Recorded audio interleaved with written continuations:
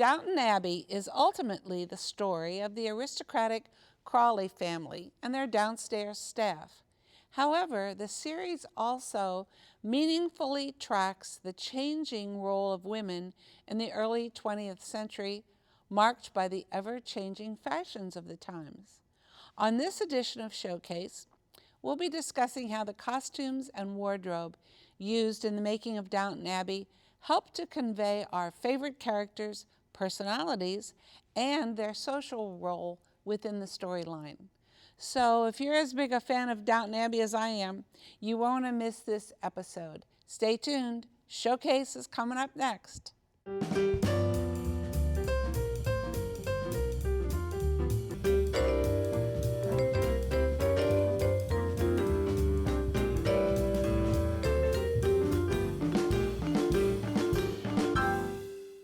Hi, I'm Barbara Kellar, and welcome to this edition of Showcase.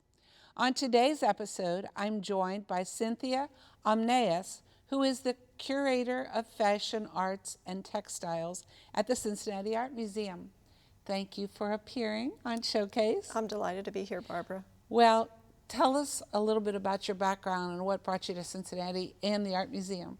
Well, I'm actually a native Cincinnatian, and I kind of come through fashion through fibers and textiles. Before I came to the museum, I was teaching at Xavier University in their art department, but have just always had a love of historic dress, and was kind of in the right place at the right time. Really enjoy being at the museum. Well, that's really great that you could stay at home Right. and do what you love. Did you go to school here? I went to Edgecliff College, and then my master's is from from Illinois State University. In, So you have Bloomington. a master's in textiles, Right, right. and so you were the perfect person for the job. Yes. How long have you been there? I've been at the museum a little over 20 years. I worked with the previous curator, Otto Thiem. Mm-hmm. Many of us knew and loved Otto. Yes, he was great. Have given him things. Yes, yes, for the Institute. absolutely. How are you the one who decides what shows you're going to have from the Costume Institute?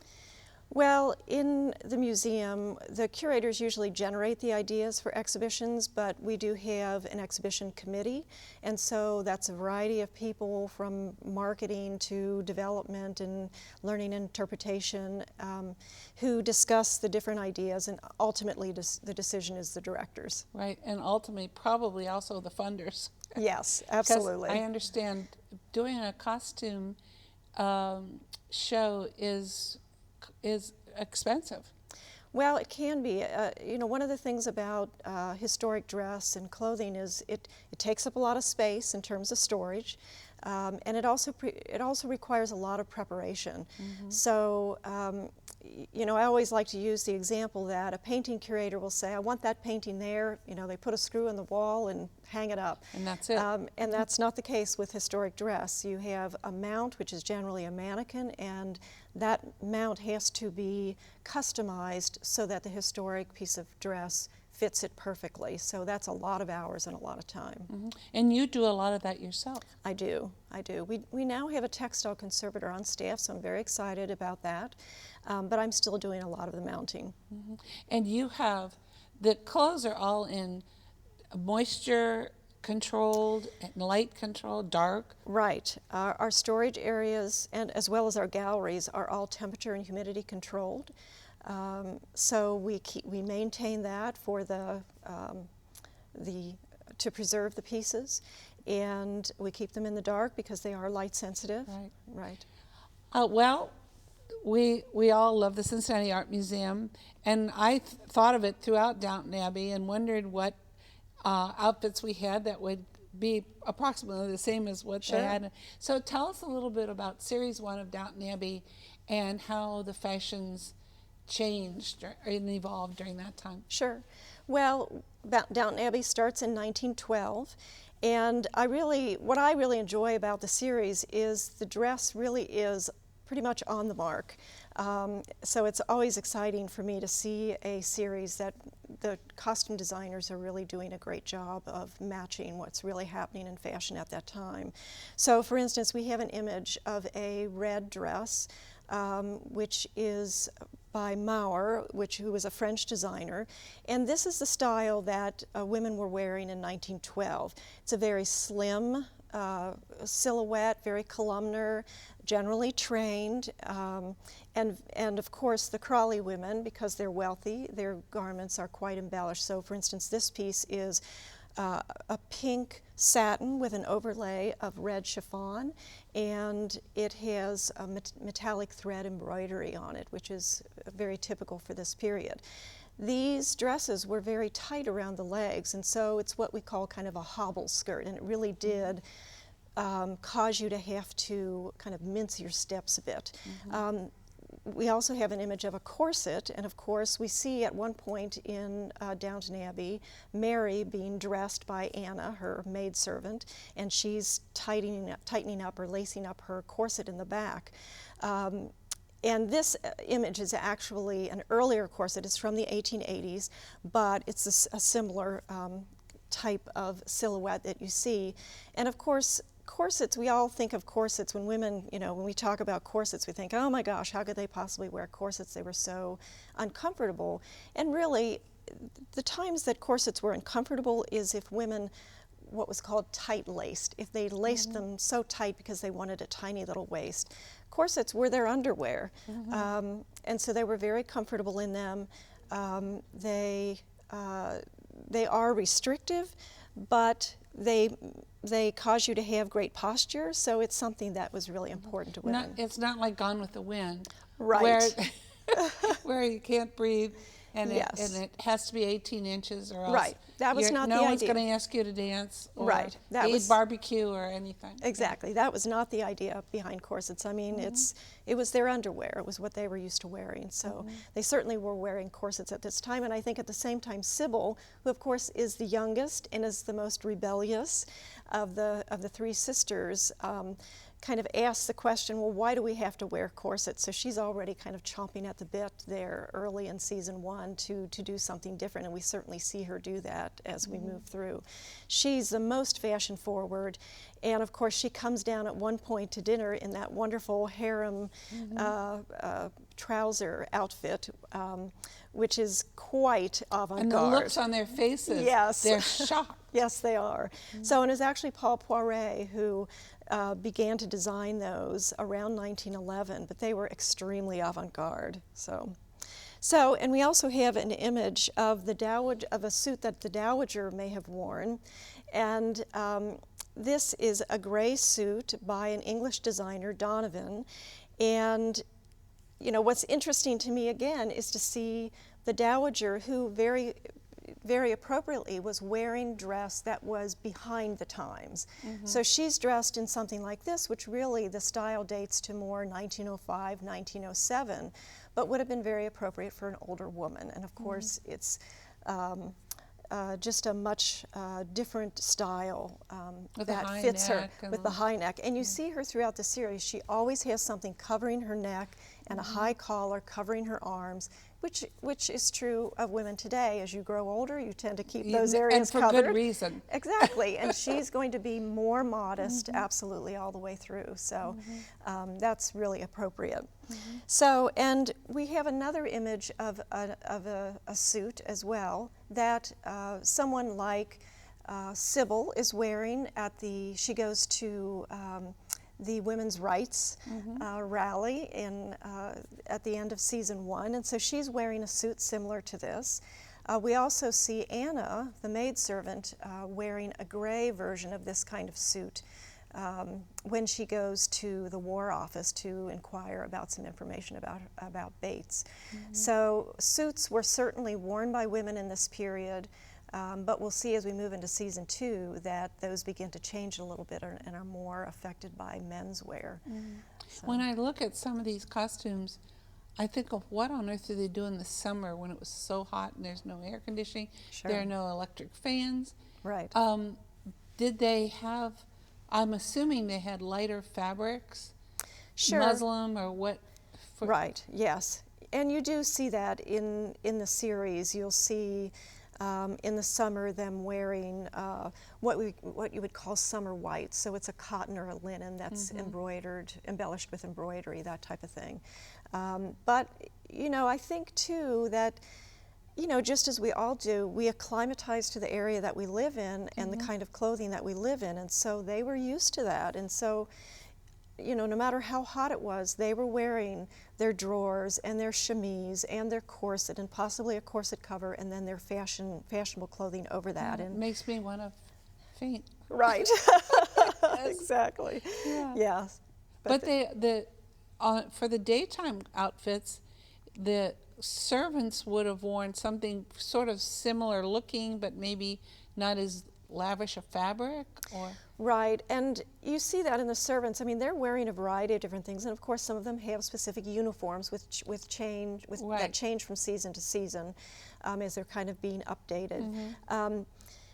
But certainly women of all social status wanted to be fashionable. They weren't always able to be fashionable, but they wanted to be fashionable. So we certainly see even the servants when they go out, when they go to the local fair, they are, you know, getting gussied up. Yeah. They get out their best blouse, or they retrim their hat because they want to look, you know, as fashionable as they possibly can. And that was really important to women throughout the. Well, that doesn't change. No, it doesn't. That's right. Well, tell us, let's go into the second series. Sure.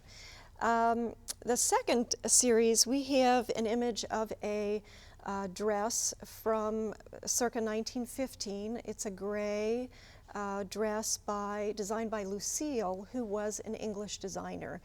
And she was known for these style of dresses, and a lot of embellishment that was typical of hers were wonderful little silk flowers on her gowns. But this is a typical kind of style, and we see here, even in this image, the fabrics are much lighter. So here we're moving into something much lighter, and of course we see at the beginning of Series 2 the beginning of World War I. And women's role is changing drastically because all of the men are going off to war, and they have to move out into the workplace as well as just out into the world a little bit more to kind of take up that space that the men have left. So we see women's role and their dress changing. Fabrics becoming much lighter. They need to move around. They need to be able to work. And we see Sybil becoming a nurse, of course. So we see a great change. We also see hemlines get shorter, which we see here. We also just stylistically see a lot of interest around the hips. And that is really a throwback to 18th century style, when women wore the gowns with the large, the large paniers underneath, which held it out at the hips. So they're kind of recycling back to that, and you see a lot of drapery around the hips here. I'm glad I missed that. I know. There's one image that I really love, and I think it's actually right at the end of Series 1 or Season 1. But Mary has just broken up with Matthew yet again, and she's standing outside, and the wind is blowing her dress against her legs, and you can see the shape of her legs, which is so different than it would have been just a few years earlier. So that to me is a really great marker of how much has changed in women's dress, and that would have been the case with this kind of gown. It's just so much lighter in terms of its fabric. Women, as I mentioned, were also wearing suits in this period, so we have an image of a circa 1915 suit, wonderful tan linen. And again, the hemline is shorter. It's much less constructed. It's a much softer kind of fabric, and it draws more from menswear. So we again see women's wear adopting menswear styles as women become more active in their roles in society. So, and also one of the things about a suit like this, because it's made of linen and it is tan, it's going to shed the dust of the road. So once you're out there, either in a carriage or as it's coming on into cars, into automobiles, there's just so much dust, and so this linen really sheds the soil that you're picking up. Would that be a thicker linen than we're really familiar with? It's pretty similar to what a linen suit would be today. It's not a lot heavier. We used to always talk about English linen as if Sure. they sort of owned that franchise. Right, yes. But I still remember that that kind of linen was very stiff and usually starched, and you had to iron and iron, and then the minute you put it on, it was all wrinkled. Yes, and that would certainly be the case, yeah, for that period. And then we have one last image of a wonderful green velvet dress, and of course at the end of season 2, we see Lavinia enter. And she, to me, is very interesting because she's very young and she's very fashionable. So she comes in that first time, I'm sure, very nervous to meet the entire Crawley family. And she's wearing a dress very similar to this. And this is actually a dress that has a J.M. Gidding Company label in it. So it's a piece that was sold at Giddings here in Cincinnati, but it's really a spectacular piece and just so right and such a great match for that wonderful dress that Lavinia was wearing. Dark green velvet, again this emphasis around the hips, metallic thread embroidery, wonderful beadwork. Sheer net at the neckline and on the sleeves. It's really a great piece. And it's how they dressed every night for dinner. Oh, right? absolutely, yeah. And that's, I think that's one of the fun things to see in Downton Abbey is we have this idea that women in the Victorian age and the Edwardian age change their clothes every half an hour or every hour, which just wasn't the case. And I think that they've done a great job in Downton Abbey showing the women wearing the same dress in different episodes so that they didn't have this endless wardrobe. But certainly you dressed for dinner, the men as well as the women, and of course there are those instances where Matthew's shirts disappear and he has to wear something different, for instance, and it causes an uproar around the dinner table. What are you wearing? Yeah. But that was absolutely the case, that you dressed for dinner. And of course we see all the women putting their long gloves on. They went to the dinner table in something that was fancier, a lower neckline, a shorter sleeve, and then they were wearing their gloves. Yeah, I love the part where they talked about how rude and inappropriate it was to wear a tuxedo rather than tails. Right. For dinner. So you were Absolutely. grossly underdressed. Yes. In a tuxedo. Yes. And the other thing I think people might find interesting is that the buttons on gloves were used for dinner. Yes. You rolled them back. Yes. And tucked them under so that you weren't eating dinner. Right. You had your gloves on That's still, right. but they were rolled back so that you could eat dinner without. That's right. That's right. Yeah, there really was a great plethora of etiquette books in the Victorian and the Edwardian period that told you exactly what you should be wearing to every single event, both men and women. And you can find these really wonderful examples in periodicals from the time, as well as published books that just, if you're going picnicking, you should be wearing this. If you're going to the theater, you should be wearing that. It was very specific. That etiquette was really important to people at that period. Well, season 3. Season 3. Well, the most important events of season 3 are Edith and Mary's weddings.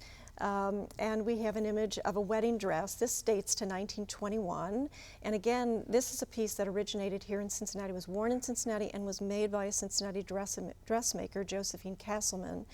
And this is actually a shorter version of a wedding dress. Of course, both Edith and Mary's wedding dresses were longer, were full length, probably because they got married in the church, and so they needed to be more modest. This dress could have been worn at an at-home wedding, which was very typical in that period as well. But it is very similar in its simplicity.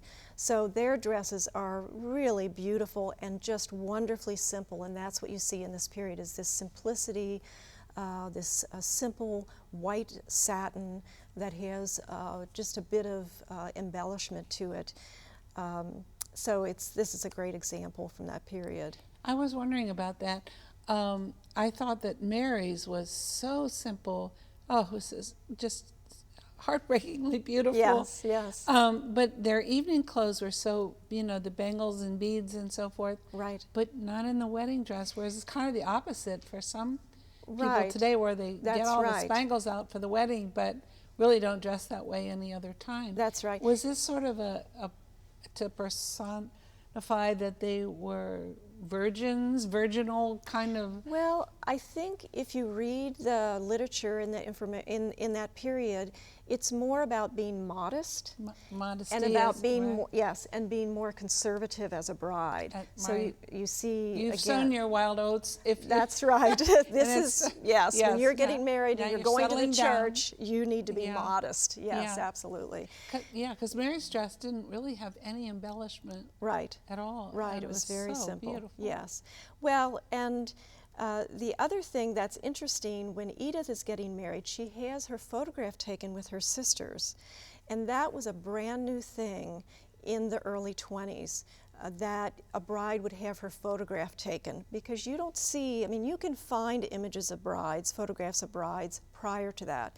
But at that point, they're beginning to take photographs and actually put them in the newspaper, which of course, Oh. yes, Oh, being in the no. newspaper before was only for actresses and criminals. Right. Yeah. So right around 1920 and into the early 20s is when you start to see brides have their photographs put in the newspaper. So I thought that was really interesting that they included Do you that. know why they weren't photographed before that? Just for their family?